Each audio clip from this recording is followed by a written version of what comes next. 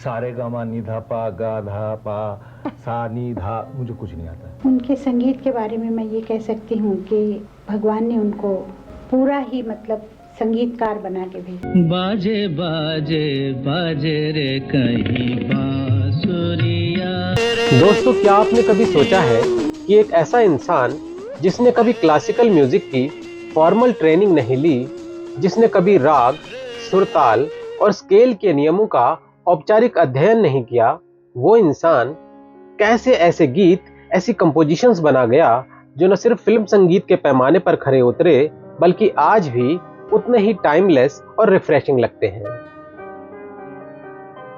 बेकरार दिल तू गाए जा, आंखें तुम्हारी दो जहां, झुम झुमरू पकड़ घूमू बनके घुमरू मैं ये प्यार।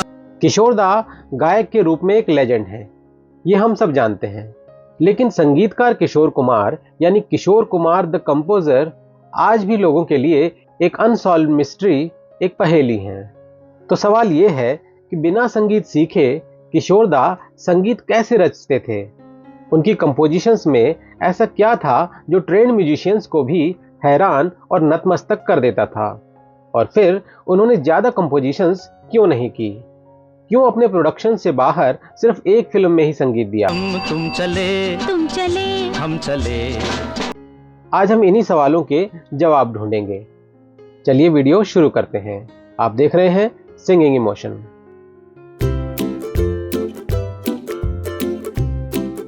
साल 1961, फिल्म झुमरू।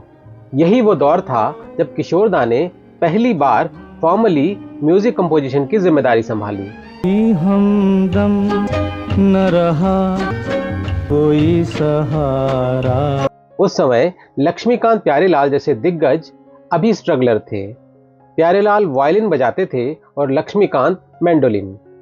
यहीं से उन्हें किशोर दा के कंपोजर के रूप की पहली झलक मिलती है। लक्ष्मीकांत प्यारेलाल बताते हैं कि किशोर दा फॉर्मल ट्रेनिंग से पूरी तरह दूर थे, लेकिन जानने और सीखने की उत्सुकता से पूरी तरह भरे हुए थे। सारे गामा निधा पा गा धा पा सा नी धा, मुझे कुछ नहीं आता। उनके संगीत के बारे में मैं ये कह सकती हूँ कि भगवान ने उनको पूरा ही मतलब संगीतकार बना के भेजा। वो सिर्फ धुन बना देते थे, बाकी अरेंजमेंट अपने असिस्टेंट सुहृद कर और म्यूजिक अरेंजर फ्रैंक फर्नांडिस पर छोड़ देते थे। था क्योंकि उन्होंने सीखा नहीं था किसी से, और बगैर सीखे वो गाना मतलब ट्यून भी बना लेते थे, कभी कभी बोल भी लिखते थे। एक्टिंग तो वो बहुत अच्छी करते ही थे, इसमें कोई शक ही नहीं। और जैसा वो गाते थे मैंने ऐसा सिंगर नहीं सुना। लेकिन कम ही लोग जानते हैं कि किशोर दा के संगीत निर्देशन के पीछे एक पूरा सिस्टम काम कर रहा था। किशोर दा घंटों बैठकर कभी खुद रिसर्च करते तो कभी चर्चाओं में बाकी म्यूजिशियन से सवाल पूछते। वेस्टर्न म्यूजिक कैसे इवॉल्व हुआ? मोजार्ट इतना टाइमलेस क्यों है? ट्रम्पेट प्लेयर हैरी जेम्स में क्या खास है? बेनी गुडमैन को क्लैरिनेट का मजिशियन क्यों कहते हैं? वो फ्रैंक सिनाट्रा की तरह एक सिंगिंग एक्टर बनना चाहते थे। उन्हें बिंग क्रॉस्बी जैसी फील चाहिए थी, मेनुइन जैसी एक्सीलेंस चाहिए थी। दोस्तों, ये क्लासिकल म्यूजिक की इग्नोरेंस नहीं थी, अनभिज्ञता नहीं थी, बल्कि ग्लोबल म्यूजिक को समझने और जानने की तीव्र इच्छा थी। अब एक घटना सुनिए जो किशोर दा की स्वाभाविक प्रवृत्ति को परफेक्टली एक्सप्लेन करती है।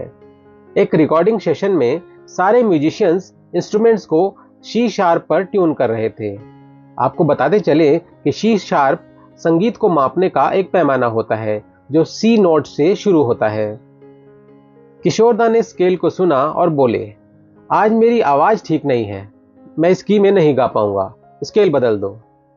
म्यूजिक कंडक्टर ने उन्हें 2-3 ऑप्शन दिए, पर किशोर दा सेटिस्फाइड नहीं हुए। परेशान होकर म्यूजिशियंस ने दोबारा से इंस्ट्रूमेंट्स सी शार्प पर ट्यून कर दिए, और जैसे ही किशोर दा ने वही की दोबारा से सुनी तो वो तुरंत बोले, हाँ यही ठीक है, और फिर उसी सी शार्प में पूरे जोश और कॉन्फिडेंस के साथ गाया। बेशक किशोर दा को म्यूजिक टेक्निक्स की डीप अंडरस्टैंडिंग न रही हो, लेकिन उनके सुनने की और ऑब्जर्व करने की क्षमता कभी गलत नहीं होती थी। यही थी उनकी असली ट्रेनिंग, सुनकर समझने का करिश्माई हुनर, सहज ज्ञान और अंतरात्मा की आवाज।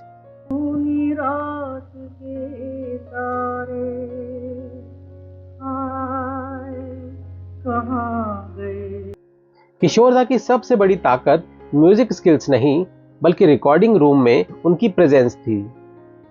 जैसे ही छड़ी घुमाते हुए अजीबोगरीब गाने गाते हुए वो स्टूडियो में एंटर करते, स्टूडियो का पूरा माहौल बदल जाता।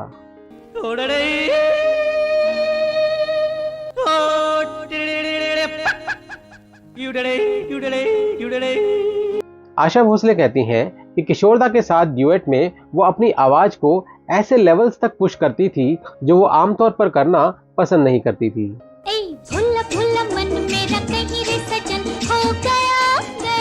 और किशोर जो गाने में अपनी चीजें डालते थे वो देख के ऐसा लगता था कि म्यूजिक डायरेक्टर ने गाना अगर 90 किया है तो 100 करके म्यूजिक डायरेक्टर के हाथ में गाना कैसे देना चाहिए, वो मैंने उनसे सीखा।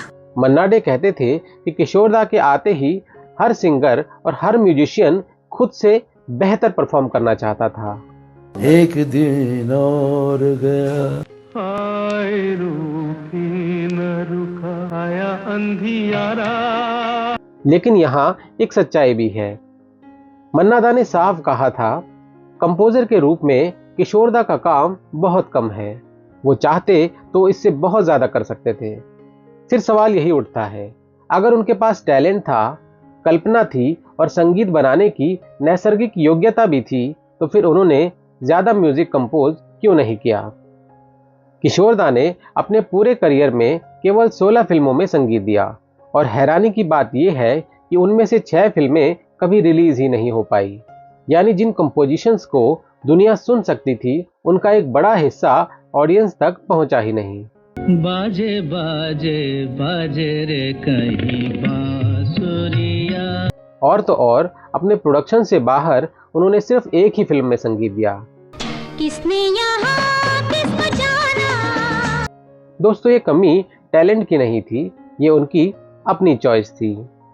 किशोरदा के अप्रत्याशित और अतरंगी स्वभाव का सबसे बड़ा उदाहरण वो फिल्म है जिसमें किशोरदा ने कहानी लिखी, निर्देशन किया, निर्माण किया, खुद मुख्य भूमिका भी निभाई, लेकिन उस फिल्म में कोई संगीत, कोई गाना नहीं रखा। ये फिल्म थी दूर वादियों में कहीं। आप ठीक कहते हैं साहब, आजादी की तमन्ना में जेल से जरूर भागा था, मगर बाहर आकर मैंने महसूस किया कि सारी जिंदगी एक कैद के सिवाय कुछ भी नहीं। उस दौर में जब गानों के बिना फिल्म की कल्पना भी मुश्किल थी और किशोरदा की आवाज फिल्म और संगीत के हिट होने की गारंटी थी, उस दौर में किशोरदा ने बिना गीत संगीत की फिल्म बनाने का हैरत अंगेज फैसला लिया और किसी को सफाई देने की भी कोई जरूरत नहीं समझी। शायद इसलिए क्योंकि किशोरदा के लिए म्यूजिक कभी प्रोफेशन था ही नहीं, वो उनके लिए खुद को एक्सप्रेस करने का एक माध्यम था। वो रूल्स फॉलो करने नहीं आए थे, न उनके कोई तयशुदा नियम थे। वो जब मूड में आकर गीत संगीत बनाते तो इतिहास बन जाता था। शायद यही वजह रही कि किशोरदा ज्यादा म्यूजिक कंपोजिशन की दौड़ में शामिल नहीं हुए। वो अपने मन के मालिक थे, जब मन किया तब संगीत रचा और जब नहीं किया तो दुनिया की कोई परवाह नहीं की। संगीत किशोरदा के लिए समय सीमा और व्यापार का हिस्सा नहीं था, वो एक प्रेरणा थी, एक मूड था, एक जरूरत थी जो भीतर से उठती थी।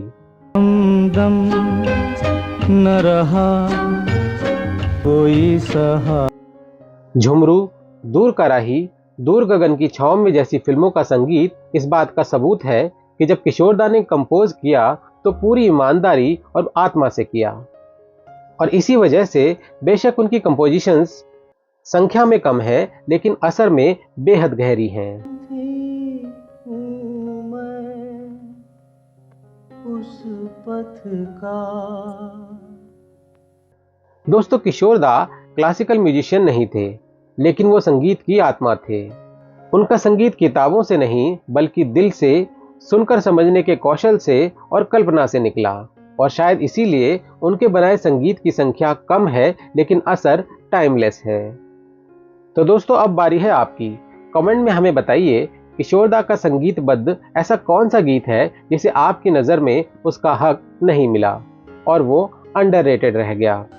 अगर आपको ये वीडियो पसंद आया हो तो इसे लाइक करें, हाइप करें, शेयर करें और ऐसी ही दिलचस्प जानकारी के लिए चैनल को सब्सक्राइब करना ना भूलें। मिलते हैं अगले वीडियो में, तब तक अपना बहुत बहुत ख्याल रखिएगा। Thank you for watching.